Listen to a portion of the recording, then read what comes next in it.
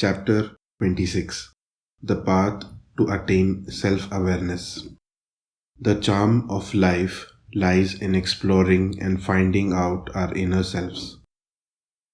We should perform our activities, but simultaneously we should also be aware of the purpose of the activities and be clear about the goal, which we wish to achieve through these activities.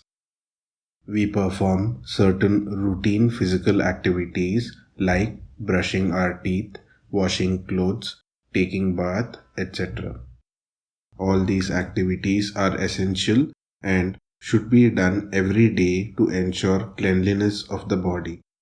Likewise, the mind also accumulates dirt every moment in the form of varied thoughts and requires constant cleansing. This cleansing can be done through dhyana or meditation and should be done till the time we transcend the mind. Search of the self or self-awareness should be the only direction towards which all our activities and efforts should be harnessed and channelized. Search for anything else, be it money or materialistic comforts, etc., would never yield any happiness or satisfaction and may even result in adverse consequences. Once, a person had undergone a complex and critical heart surgery. Just after the operation, he had won $10 million in the lottery. His family was afraid to tell him the news, as any excitement could be dangerous. The doctor said that he was experienced in these matters and offered to communicate the exciting news to his patient. Therefore, he asked the patient what he would do if he won $10,000 in lottery. The patient replied that he would feel happy. The doctor then gradually went on increasing the amount and finally asked him how he would react if he learned that he had won 10 million in the lottery. By this time, the patient was convinced that the doctor was a little crazy and jokingly replied that he would give the doctor half the amount.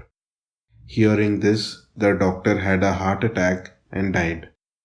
Similarly, all of us in our search for materialistic things try to acquire things beyond our reach and beyond the level that we can actually handle, and finally end up feeling unhappy and dissatisfied. Even mentally, there is a limit to the level we can attain if we are not aware of what we wish to achieve by being spiritually inclined. In such a situation, even if God were to appear before us, we would not know how to react. Therefore, whatever activities we perform, whether it is spiritual or material, we should recognize our limitations and constraints, function within this framework, and be aware of the purpose of activities.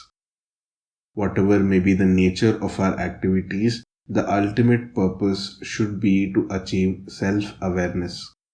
Therefore, we may enjoy the materialistic comforts, perform pujas and rituals, or meditate, but permanent bliss can be experienced only when we are based in the self.